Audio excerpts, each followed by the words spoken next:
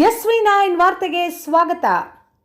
ಯುವ ಜನರು ಹಾಗೂ ವಿದ್ಯಾರ್ಥಿಗಳು ಶ್ರದ್ಧಾಭಕ್ತಿ ಮತ್ತು ಏಕಾಗ್ರತೆಯಿಂದ ವ್ಯಾಸಂಗ ಮಾಡಿ ಗುರಿ ಸಾಧನೆ ಮಾಡಬೇಕು ಎಂದು ಮಂಡ್ಯ ಜಿಲ್ಲಾ ಹಾಲು ಒಕ್ಕೂಟದ ನಿರ್ದೇಶಕ ಡಾಲು ರವಿ ಹೇಳಿದರು.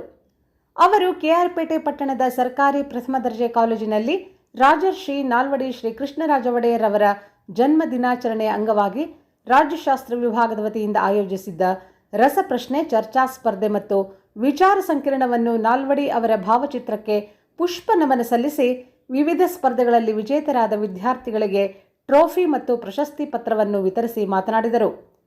ವಿದ್ಯಾರ್ಥಿಗಳು ತಮ್ಮಲ್ಲಿ ಸುಪ್ತವಾಗಿರುವ ಪ್ರತಿಭೆಯನ್ನು ಹೊರಚೆಲ್ಲಿ ಸಾಧನೆ ಮಾಡಲು ಇಂಥ ಸ್ಪರ್ಧಾ ಕಾರ್ಯಕ್ರಮಗಳು ನೆರವಾಗುತ್ತವೆ.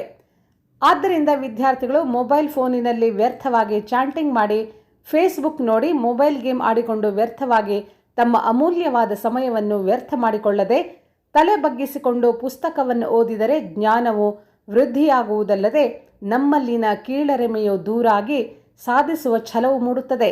ಇಂದಿನ ಸೋಲೆ ನಾಳಿನ ಗೆಲುವಾಗುವುದರಿಂದ ಸೋಲಿಗೆ ಹೆದರಿ ಪಲಾಯನವಾದವನ್ನು ಹಿಡಿಯದೆ ಸೋಲನ್ನು ಗೆಲುವಿನ ಮೆಟ್ಟಲನ್ನಾಗಿಸಿಕೊಂಡು ಸಾಧನೆ ಮಾಡಬೇಕು ಎಂದು ಕಿವಿಮಾತು ಹೇಳಿದ ಡಾಲು ರವಿ, ಮನಸ್ಸಿದ್ದರೆ ಮಾರ್ಗವಿದೆ ಎಂಬ ಹಿರಿಯರ ಮಾತಿನಂತೆ ಸಾಧನೆ ಅಥವಾ ಕೀರ್ತಿಯು ನಮ್ಮನ್ನು ಸುಮ್ಮನೆ ಹಿಂಬಾಲಿಸುವುದಿಲ್ಲ ಎಂಬ ಸತ್ಯವನ್ನು ಅರಿತು ಕಷ್ಟಪಟ್ಟು ಅಧ್ಯಯನ ಮಾಡಿ ಸಾಧಕರಾಗಿ ಹೊರಹೊಮ್ಮುವ ಮೂಲಕ ತಮ್ಮ ತಂದೆ ತಾಯಿಗಳು, ಗುರು ಹಿರಿಯರು ಹಾಗೂ ಕಾಲೇಜಿಗೆ ಕೀರ್ತಿ ತರಬೇಕು ಎಂದು ರವಿ ಕೈ ಮುಗಿದು ಮನವಿ ಮಾಡಿದರು.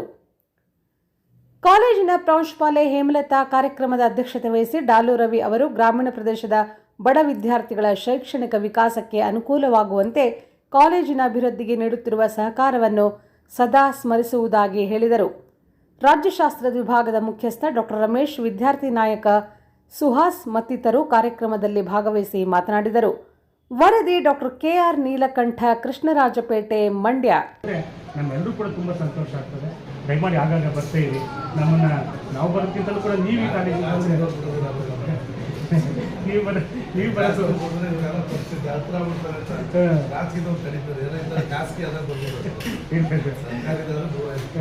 ಹಾಗಾಗಿ ನಿಮ್ಮ ಆಗಮನಕ್ಕೆ ನಾನು ಅಭಿನಂದನೆಯನ್ನು ಸಲ್ಲಿಸ್ತಾ, ಜೊತೆಗೆ ಎಲ್ಲ ನನ್ನ ವೇದಿಕೆಯಲ್ಲಿರುವಂತಹ ಎಲ್ಲ ಕಿರಿಯ ಸಹೋದ್ಯೋಗಿ ಬಂಧುಗಳೇ, ಅದರ ಜೊತೆಗೆ ನನ್ನೆಲ್ಲ ಪ್ರೀತಿಯ ವಿದ್ಯಾರ್ಥಿಗಳೇ, ಇವತ್ತು ರಾಜ್ಯಶಾಸ್ತ್ರ ವಿಭಾಗದ ವಿದ್ಯಾರ್ಥಿಗಳೆಲ್ಲರೂ ಕೂಡ ಬಹಳ ಮುಕ್ತವಾಗಿ ಯಾವುದೇ ರೀತಿಯ ಹಂಚಿಕೆಗಳಿಲ್ಲದೆ ಭಾಳ ಚೆನ್ನಾಗಿ ಅದ್ದೂರಿಯಾಗಿ ಕೆಲಸವನ್ನು ಮಾಡ್ತೀರಿ. ಯಾಕೆಂದರೆ ಖುಷಿ ಪಡೋದು ಯಾಕೆಂದರೆ ನಮ್ಮ ಹಿಸ್ಟ್ರಿ ಹುಡುಗರು ಜಾಸ್ತಿ ಇದ್ದೀರಿ ಅಂತ.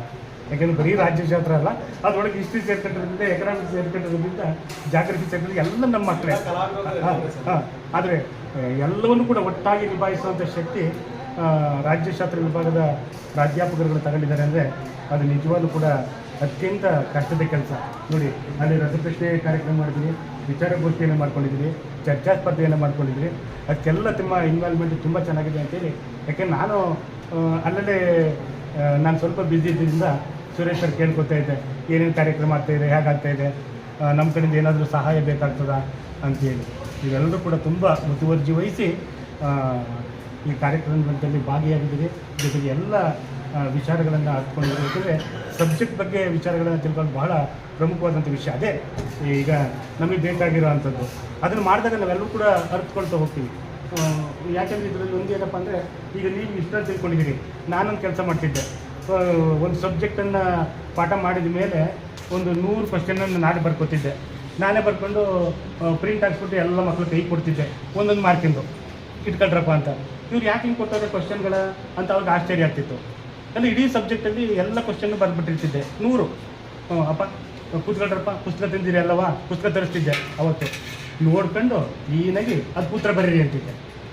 ಅದು 100 ಕ್ವಶನ್ಗೆ ಕ್ಲೀನಾಗಿ ನೋಡ್ಕೊಳ್ಳಿ, ಪುಸ್ತಕ ನೋಡ್ಕೊಳ್ಳಿ, ಏನು ಅದನ್ನು ಬಚ್ಚಿಟ್ಟು ಅಥವಾ ಗೊತ್ತಿಲ್ಲದೆ ಬರೀ ಕೊಡ್ರಿ, ನೋಡ್ಕೊಂಡು ಬರೀರಿ ಅಂತ. ಇಡೀ ಸಬ್ಜೆಕ್ಟ್ನ 1.5-2 ಗಂಟೆಯಲ್ಲಿ ಎಲ್ಲರೂ ಕೂಡ ಓದ್ಕೊತಿದ್ರು. ಈ ರಾಜ್ಯಶಾಸ್ತ್ರ ಓದ ತಕ್ಷಣ ರಾಜಕಾರಣಕ್ಕೆ ಹೋಗ್ಬೇಕು ಅಂತಲ್ಲ. ರಾಜಕಾರಣಕ್ಕೆ ಹೋದ ತಕ್ಷಣ ರಾಜಕಾರಣದಲ್ಲಿ ಏನೋ ಎಲ್ಲರೂ ಆಗಕ್ಕಾಗಲ್ಲ. ತಾಲೂಕಿಗೆ ಒಬ್ಬ MLA ಆಗ್ಬೋದು, ಒಂದು ಹೋಬಳಿಗೆ ಒಬ್ಬ ಜಿಲ್ಲಾ ಪಂಚಾಯತಿ ಆಗ್ಬೋದು, ಗ್ರಾಮಕ್ಕೆ ಒಬ್ಬ ಗ್ರಾಮ ಪಂಚಾಯತಿ ಆಗ್ಬೋದು ಅಲ್ವಾ. ಜನರು ಗೆಲ್ತಾರೆ. ಇಡೀ ಊರಿದ್ರೆ ಒಂದು ಊರು ದೊಡ್ಡ ಊರು ಆದರೆ 2 ಮೆಂಬರ್ ಇಟ್ಟಿರ್ತಾರೆ, ಅದಕ್ಕೊಂದು ಕ್ಯಾಟಗರಿ. ಸೊ ಇದನ್ನ ಮೈಂಡಲ್ಲಿ ಇಟ್ಕೊಳ್ಳೋದಲ್ಲ. ನೀವು ಮಾಡ್ಬೇಕಾದ್ರೆ ಕೆಲಸ ಏನು, ವಿದ್ಯಾಭ್ಯಾಸದ ಕಾಲದಲ್ಲಿ ಏನು ಮಾಡಿರ್ತೀವಿ, ಇದು ಸ್ಟೂಡೆಂಟ್ ಲೈಫ್ ಕೊಡೋದೇ. ನಾವು ಸ್ಟೂಡೆಂಟ್ ಆಗಿ ಇಲ್ಲಿ ನಿಂತಿರೋದು. ಒಂದು ಗಂಟೆ ತಿಂತಿದ್ದು, ಒಂದು ಗಂಟೆಲಿ ಮಾಡ್ತಿದ್ದು. ಇವತ್ತು ನಮ್ಮ ಮನೇಲಿ ಇಟ್ಟಿಲ್ಲ ನಾನು.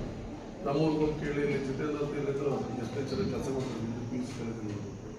ನಾವೆಲ್ಲ ಹೋದ್ರೆ ಮಾತ್ರ ನೀವು ಬರೋ ಅಂತ ನಿಮ್ಮ ಮೈಂಡಲ್ಲಿ ಅದು ಇಟ್ಕೊಂಡ್ರೆ ಅದು ಸಕ್ಸಸ್ ಆಗಕ್ಕೆ ಸಾಧ್ಯನೇ ಇಲ್ಲ. ಆಮೇಲೆ ಈಗ ಹೇಳೋದು ನಮ್ಮ ತಾಯಿಗೆ ಅಷ್ಟೇ ಆ್ಯಕ್ಚುಲಿ ಆಗಿ 2 ಮೂಳೆನೂ ಮುರಿದೋಯ್ತು ಕಾಲದು. ಇರೋದು 2 ಮೂಳೆ ಕಾಲಲ್ಲಿ 2 ಮುರಿದೋಗಿತ್ತು.